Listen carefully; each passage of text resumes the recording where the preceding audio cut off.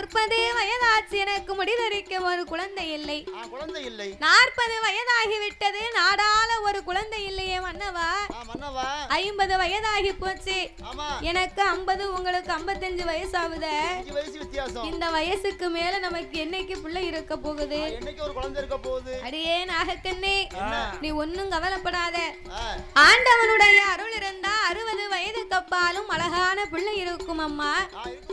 இறைவனுடைய அருள் இருந்தா 70 வயதுக்கு அப்பாலும் ஏந்து பிள்ளை இருக்கும். ஐயா அம்மா நீங்க சொல்றது சரிதான்.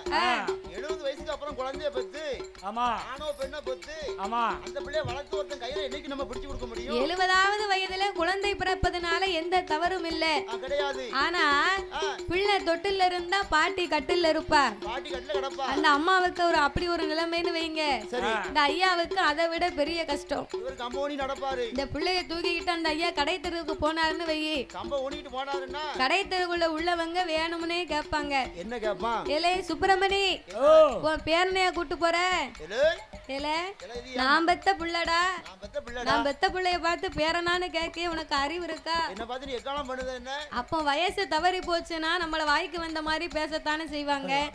பேசுவாங்க. அதாவது எதை எதை எந்தெந்த வயதிலே அனுபவிக்க வேண்டுமோ அதை எதை அந்தந்த வயதிலே அனுபவித்து வாழ வேண்டுமா? எதை எதை எந்தெந்த வயசுல அனுபவிக்கணும்? ஓரட்டில் ஓடி விளையாடணும், ஈரட்டில் கல்விகளை கற்கணும், மூவெட்டில் முடியாத மனமும், நாலெட்டில் பெறாத பிள்ளையும், ஐயெட்டில் சேர்க்காத செல்வமும், ஆறெட்டில் செய்யாத சம்பந்தமும், ஏழா எட்டில ஏகதலம் போகணும், 8ஆம் 8க்கு மேல இருக்கவே கூடாது. அர்த்தம் என்ன? அதாவது ஓரட்டில் ஓடி விளையாடணும் அப்படின்னா ஒரு குழந்தையாகப்பட்டது 8 வயசு வரைக்கும் நல்லா ஆடி ஓடி பிள்ளைகளோடு விளையாடணும். 8 வயது வரைக்கும் சிறு குழந்தைக்கு விளையாடக்கூடிய பருவம். அதான் ஓரட்டில் ஓடி விளையாடணும். ஈரட்டில் கல்விகளை கற்கணுமானா ஈரட்டா எத்தனை? 16 வயசு. அந்த 16 வயசுக்குள்ள பள்ளிக்கூடத்துல போய் நம்ம என்ன பாடம் படிக்கிறோமோ அதுதான் நம்ம மண்டையிலேயே நிக்கும், நம்ம மனசுலயும் நிக்கும். 16 வயசுக்கு உள்ள படிக்கக்கூடிய பாடம். 16 வயசுக்கு மேல படிக்க முடியாதா? 16 வயசுக்கு மேல படிக்கலாம். படிக்கக்கூடிய பிள்ளைகள் இருக்கு. படிக்கக்கூடிய பிள்ளைகள் படிக்கும். ஆனா 16 வயசுக்கு மேல ஆகும்போது பருவம் மாறும் போது இந்த மனதாகப்பட்டது அலைபாயும். என்ன பாயும் உனக்கு பாயும் 16 வயசுக்கு மேல ஆகிட்டுன்னு வைங்க, இந்த கண்ணு வந்து சுத்துல வரும். நம்ம பொண்ணு அந்த பஸ் ஸ்டாண்ட்ல நிப்பாளா இல்ல இந்த பஸ் ஸ்டாண்ட்ல நிப்பாளா, போன் போடுவோமா இல்ல பாக்க போவோமா அப்படின்னு பேண்ட் பைக்குல ஒரு சீப்பு வச்சிருப்பான், ஒரு செல்போன் வச்சிருப்பான். வீட்டுக்குள்ள வருவான், அப்புறம் வெளியே போவான். ஆமா. அப்போ 17 வயசு 18 வயசுக்கு மேல ஆகிட்டுன்னு சொன்னா அதனுடைய பருவங்கள் வேற. அந்த புத்தி மாறிட்டா படிப்பு வராது. சரி. அதனால ஈரட்டா 16 வயதுக்குள்ளே நல்லா பள்ளிக்கூடத்துல படிக்கணும். அழகா படிக்கணும். மூகட்டா 24 வயசுல நல்ல பொண்ணோ மாப்பிள்ளையோ பார்த்து கல்யாணம் பண்ணிக்கிடணும். அழகான பொண்ணை பார்த்து கல்யாணம் முடிச்சுக்கணும். ஆமா. 24 25 வயசுக்கு மேல ஆகிட்டுனா 27 28 ஆயிட்டா கழட்டு போயிடுவாங்க. கிளவன்றுவாங்க. இப்ப பொண்ணு தர மாட்டாங்க. யாருமே பொண்ணு கிடைக்க மாட்டேங்குது. அப்படியா? ஆமா. அதனாலே மூகட்டா 24 வயதுக்குள்ளே திருமணத்தை முடிக்க வேண்டும். நாலட்டா எத்தனை? 32 வயசுக்கு உள்ளே நல்ல பிள்ளைகளை பெற்று எடுக்க வேண்டும். இறைவன் நாமளுக்கு எப்போது கொடுக்கிறாரோ அப்போது வாங்கி கொள்ள வேண்டும். அழகு கெட்டு போயிடும், அழகு முகம் அழகு விட்டு போயிடும். 5 வருஷம் கழிச்சு குழந்தைய பெத்துக்கிடுவோம், 10 வருஷம் கழிச்சு குழந்தைய பெத்துக்கணும். அதனால நாலட்டா 32 வயசுக்குள்ளே குழந்தையை பெற்று எடுக்க வேண்டும். ஐயட்டா எத்தனை? 40 வயசுக்குள்ள என்ன செய்யணும்? நல்லா இந்த பிள்ளைகளை வளர்த்து ஆளாக்கி கல்யாணம் பண்ணி கொடுத்து சம்பந்தம் கட்டணும். அதோட கூட நல்லா நம்மளால எவ்வளவு உழைக்க முடியுமோ 40 வயசுக்குள்ள நல்லா ஆடி ஆடி உழைச்சி நல்லா சேர்த்து வைக்கணும் செல்வத்தை. 40 வயசுக்கு மேல நம்ம செல்வத்தை சேர்க்கணும்னு நினைச்சா அதுக்கு மேல நம்ம உடம்பு வேலை பார்க்கறதுக்கு ஒத்து வராது. உடம்புக்கு நோய் வந்துரும். அதனால இந்த உடம்பு என்ன சொல்லுதோ அதைத்தான் நம்ம கேட்க வேண்டியிருக்கும். அதனால ஐயெட்டா 40 வயதுக்குள்ளே செல்வத்தை சேர்க்கணும். 6 48 வயசுக்குள்ள பிள்ளைகளை கல்யாணம் பண்ணி கொடுத்து பேரம்பேத்தி எடுத்து கொஞ்சணும். 7 8 எங்கெங்க பெரிய பெரிய சிவ ஆலயம் இருக்கும் அங்கங்க போய் நல்ல தெய்வத்தை கும்பிடணும். 8 8 64 70 வயசு ஆகிட்டு வைங்க. சரி, அதுக்கு மேல இருக்கணும்னு ஆசைப்படக்கூடாது. ஆமா, எங்க அண்ணாச்சிகளா 7 8 50 64 அவருக்கு 64 வயசு ஆகி 5-6 வருஷம் ஆகுது. 72 வயசு வரைக்கும் நான் மார்க்கண்டேன். அப்படியா? ஆமா. சரி, ஏன் 70 வயசுக்கு மேல இருக்க கூடாது அப்படின்னா நம்மளே பார்த்து கொள்ளக்கூடிய அளவுக்கு பலன் இருக்கிறது வரைக்கும் தான் நம்மள மதிப்பாங்க. நமக்கு மரியாதை. என்னைக்கு நம்ம உடம்புல நோய் திரேகத்துல சீக்குன்னு வருதோ அன்னையோட நம்மள சீன்றுவாங்க. நம்மள சீன் தூக்கி தூர போடுவாங்க. அதுக்கு தான் எங்க தாத்தா எப்போதும் பேக்ல 4 முழம் கயிறு வச்சிருப்பாரு. ஆமா, கயிறு எதுக்கு? என் வீட்டுக்காரி சீன்னு சொன்னா உடனே போட்டுருவேன். யாருக்காக? ஆட்சிக்கு இல்ல, தாத்தாவுக்கு. அவ என்னைக்கு சீனு சொல்லுதாலோ அன்னைக்கு நீர் கைத்த போட்டுருவேரு. சொல்லுவாளா, என் வீட்டுக்காரி செத்து 10 வருஷம் ஆச்சு. நல்ல கெதியா இருக்கா எங்க அக்கா. ஆமா, ஆசி இருக்க உரல் மாதிரி வீட்டுல. அவ இருக்க போய் தான் உங்களுக்கு 1 ரூபா கஞ்சி கிடைக்கு. அதனால நம்ம எந்தெந்த வயதில் எதை அனுபவிக்கணுமோ அதை அனுபவித்து வாழ வேண்டும். அதனால இந்த நாகராஜன் சொன்னார், குழந்தை இல்லை என்று நீ ஒன்னும் கவலைப்படாதடி. உனக்கு ஒரு பிள்ளைய ஞாபகம் வந்தா என்ன ஒரு பிள்ளையா நினைச்சுக்க. எனக்கு ஒரு பிள்ளைய ஞாபகம் வந்தா நான் ஒன்ன ஒரு பொட்ட பிள்ளையா நினைச்சுக்கிடுவேன். என்னை நாகராஜன் நாகக்கண்ணி அழைத்து அவர் என்ன சொல்லுகிறார் தெரியுமா? கவலைப்படாதே அம்மா, கவலைப்படாதே, கவலைப்படாதே அம்மா, கவலைப்படாதே, உன் கணவன் நான் சொல்லுகிறேன், கவலைப்படாதே, உன் கணவன் நான் சொல்லுகிறேன், கவலைப்படாதே, கவலைப்படாதே அம்மா, கவலைப்படாதே, கவலைப்படாதே அம்மா, உன்னுடைய கணவன் நான் சொல்லுகிறேன், கவலைப்படாதே, உன்னுடைய கணவன் நான் சொல்லுகிறேன்.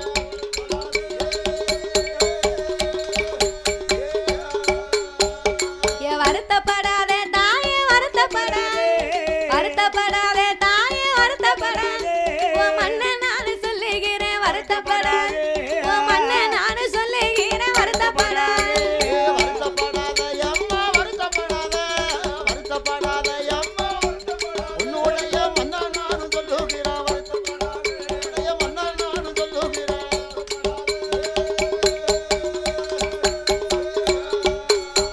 தாயே அஞ்ச வேண்டாம், அலைய வேண்டாம், அருந்தவள உனக்கு வேண்டாம், அவள் ஆத்துவார் அந்தேத்துவார், அவர் ஆறுதலும் சொல்லுவார்.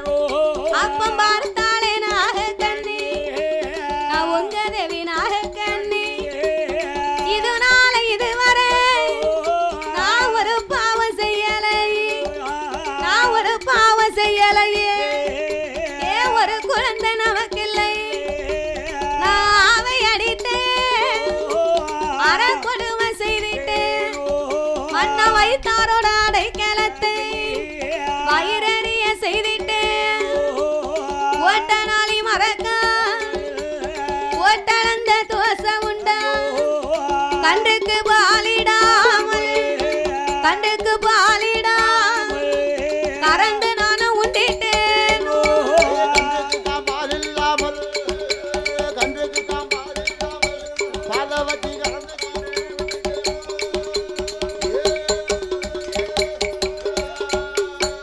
அண்ணா வட்டிக்கு வட்டி வாங்கி வாங்கி உண்ட தோசை உண்டா, கார வட்டி போட்டல்லவோ கடை வயிறு நிறைத்ததுண்டா, பிச்சைக்கு வந்தவன் பிறகு வர சொல்லிட்டு அண்ணம் என்று வந்தவன் அடுத்து வர சொல்லிட்டு உங்க தேவி நாகக்கண்ணி, என்ன பாவம் செய்துட்டேனோ, என்ன பாவம் செய்துட்டேன், அண்ணா இது வரைக்கும் குழந்தை இல்லை,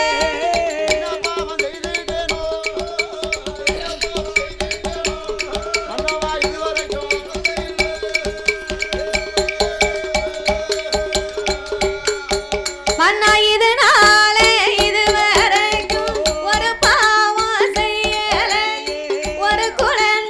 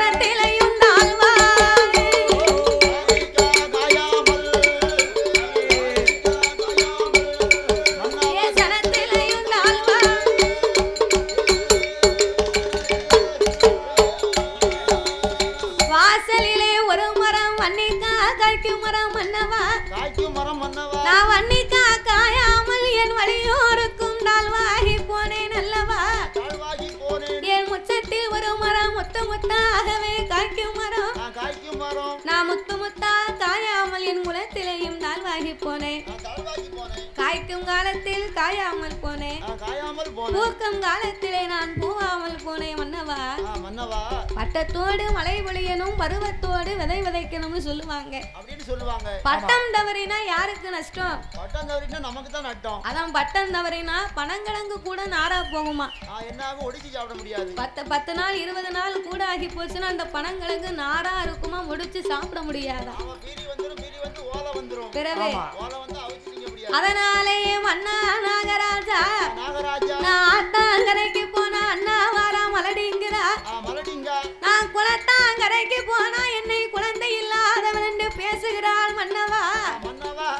குழந்தை இருந்தாலும் ஏதாவது குறை பேச வேண்டியிருக்கு, குழந்தை இல்லைனாலும் ஏதாவது குறை கேட்க வேண்டியிருக்கு. ஒரே ஆம்பளை பிள்ளையா இருந்ததுன்னு வையே அதுக்கு ஏதாவது பேசுவா, ஒரே பொட்ட பிள்ளையா இருந்ததுன்னு வையே அதுக்கு ஏதாவது பேசுவா. என்ன பேசுவாங்களா? பிள்ளையே இல்லைன்னு வச்சுக்கயே அவளை பார்த்து மலடின்றுவா. முதல்ல மலடி என்று சொல்வது சரியான வார்த்தையா தவறான வார்த்தையா? அது சரியா தவறான எனக்கு தெரியல. ஆமா, குழந்தை இல்லன்னா ஒரு சில பேர் எல்லாரும் சொல்ல மாட்டாங்க. ஆமா, யாராவது ஒரு சில பேர் சொல்லுவாங்க. என்ன சொல்லுவாங்க? பிள்ளை இல்லாதவர்களை மலடி என்று சொல்லுவது தவறான வார்த்தை.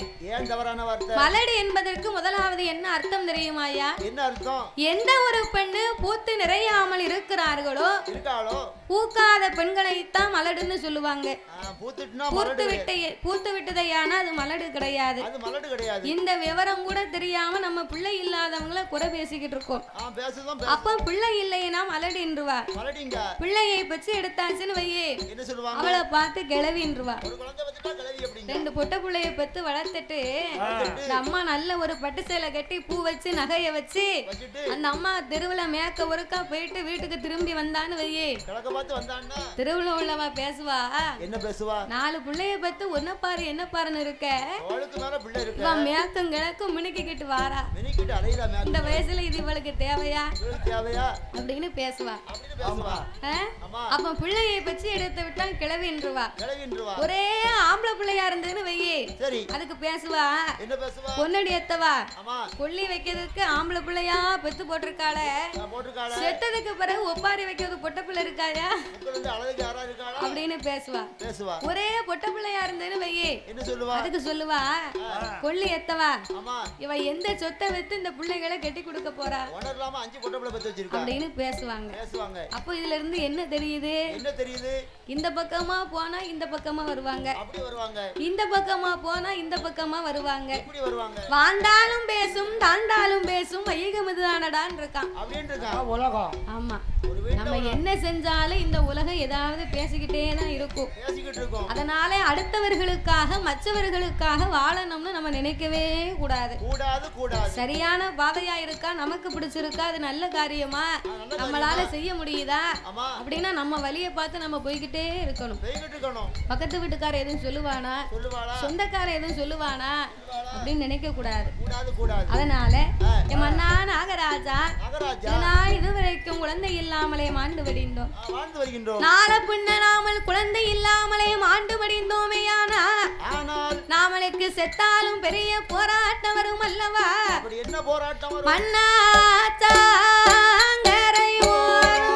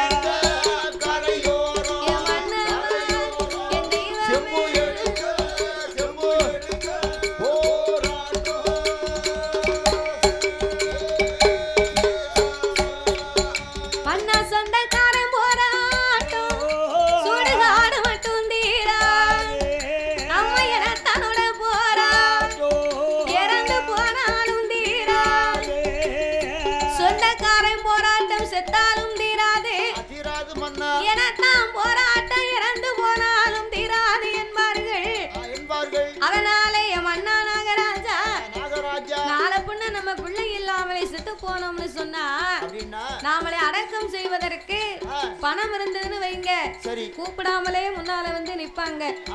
சொத்து சுகம் இல்லாம நாம மாண்டு முடிந்தா சொந்த பெரியப்பா மகனா இருக்கும். அவனை கூப்பிட்டு நீங்க தாண்டா பிள்ளைக்கு பிள்ளையானு பாக்கணும், வந்து உங்க கைய வைங்க அப்படின்னு அவன் சொல்லுவான். பணம் இருந்தா முன்னால வந்துருவா. பணம் காசு இல்லாம அவனை கூப்பிட்டா பாவி என்ன சொல்லுவான் தெரியுமா? போங்கடா போலத்தவங்களா, நான் செத்து போன எங்க அப்பனுக்கே கொல்லி வைக்கலையா? ஏன் கொல்லி வைக்கல? அவனே கெட்டின வீட்டுக்கு வெள்ளை அடிக்காம போயிட்டா, நான் இவனுக்கா கொல்லி வைக்க போறேன். ஒண்ணு மத்த பையன் சித்தப்பனாவது செத்தப்பனாவது தூக்கியா சவத்த அப்படின்னு சொல்லுவான். அதான் பணம் பந்தியில குணம் குப்பையில இருக்கான். பணத்துக்குத்தான் மதிப்பை தவிர ஒருவர் குணத்துக்கு கிடையாது மன்னவா. நல்ல குணக்காரன் அப்படின்னு டீ கடையில போய் ஒரு டீ கேட்டா கொடுப்பாங்களா? கொடுக்க மாட்டாங்க. எண்ணிய பிடிச்சு மூஞ்சில ஊத்திடுவாங்க. ஆமா தூர போ. அதனாலே என் மன்னா நாகராஜா இனியும் நாமல் குழந்தை இல்லாமலே இருக்க கூடாது என்று மன்ன பெண்ணாய் நானும் பிறக்கலாமா, இந்த பூமியிலே வாழலாமா, மன்ன மந்தையாக நானும் பிறக்கலாமா, ஒரு மதலை ஒன்று இல்லாமலே இந்த மாநிலத்தில் வாழலாமா, நான் இருந்தாலும் இழப்பமையா, ஆவி இறந்து போனாலே குற்றம் இல்லையே, நான் வாழ்ந்தாலும் இழப்பமையா, ஆவி இழப்பமையா, மலடி மாண்டு போனாலும் குற்றம் இல்லையே.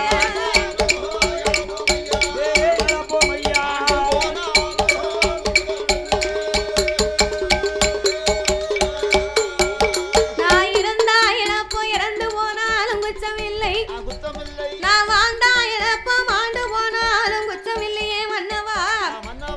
நான் ஆக்க பிடிங்கிருவேன், அஞ்சனச்சு தின்னுடுவேன், நல்ல உயிரையே நான் மாய்க்க போகிறேன் என்று நாகக்கண்ணி சொல்ல சொன்ன போது அடியே நாகக்கண்ணி நான் இருக்கு வரைக்கும் நீ ஏண்டி இப்படி சொல்லக்கூடாது? இறைவனாகிய சிவபெருமானை நினைத்து தீராத வினைக்கெல்லாம் தெய்வமே துணை என்று சொல்லுவார்கள் அம்மா.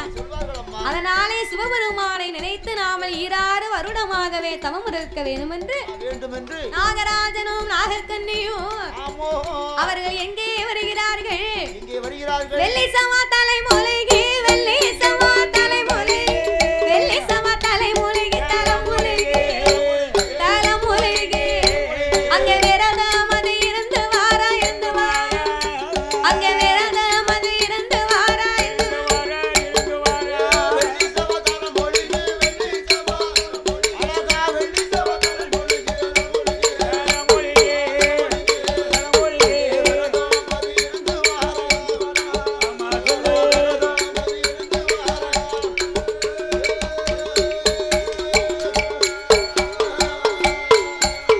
அவரும் சாந்து கொண்டு தரை மெழுகி சந்தனத்தால் கோலம் போட்டார், மாவு கொண்டு தரை மெழுகி மஞ்சளாலை கோலம் போட்டார், பாலு கொண்டு தரை மெழுகி தரம் மெழுகி அவர் பன்னீராலை கோலம் போட்டார், அவர் பன்னீராலை கோலம் போட்டார்,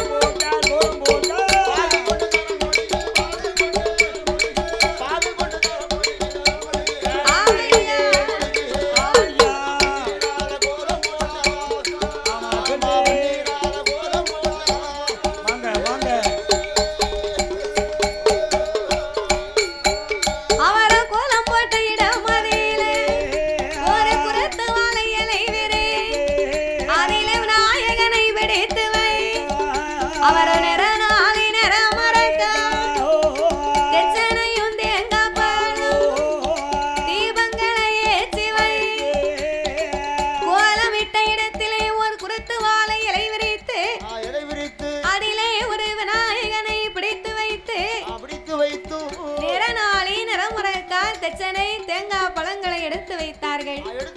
ஆளுக்குளிய வைத்த 1000 முலம் கம்பத்தை நாட்டி கம்பத்திற்கு மேலே தகுந்த தவ பொருட்களை எடுத்து வைத்து கடைசியாக போலவே கோழி முட்டை வைத்தார், ஒரு குண்டு ஊசியை நாட்டினார். குண்டு ஊசியை நாட்டினார். கோழி முட்டை எதுக்கு வைக்காங்க? ஆம்லெட் போட வைக்காங்க. கோழி முட்டை எதுக்கே வைக்காங்க? கோழி முட்டை ஆம்லெட் போடுறதுக்கு. ஆம்லெட் போடவா? ஆமா. தவம் இருக்க போறவங்க முட்டையை வச்சு ஆம்லெட் போட்டா சாப்பிடுவாங்க. அப்ப எதுக்கு வச்சாங்க? அதாவது கோயில்ல போய் பக்தியா சாமி கும்பிடுறவங்க கிட்ட கேட்டா தெரியும். அவங்க கிட்ட கேட்டா கரெக்ட்டா சொல்லுவாங்க. நீ ஆப் அடிச்சு ஆம்லெட் சாப்பிடுறது உன்கிட்ட கேட்டா தெரியுமாயா? எனக்கு தெரிஞ்சதா நான் சொல்ல முடியும். அதானே. இந்த நாகராஜனும் நாகக்கண்ணையும் கம்பத்தவம் இருக்கும்போது அவ பொருளுக்கு மேலே கோழி முட்டை வைத்தார்களே. ஆனால் கரு இருந்தா தான் அதுல உரு ஏறுமா. கரு இருந்தா தான் உரு ஏறும். அதுக்குத்தான் இந்த கோழி முட்டை வைத்து கோழி முட்டைக்கு மேல் குண்டு ஊசியை நாட்டினார்கள். சரி, இந்த கோழி முட்டைக்கு மேல குண்டு ஊசி எப்படி நிக்கும்?